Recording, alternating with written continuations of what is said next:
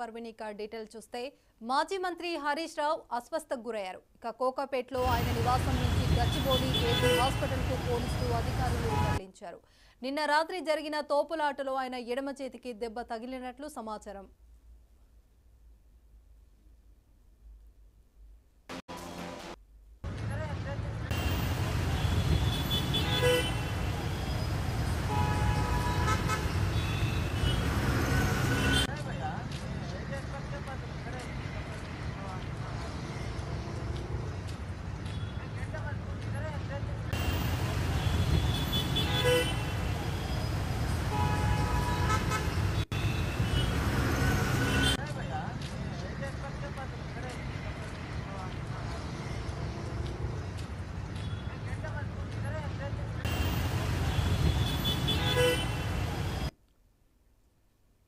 Serilingampally MLA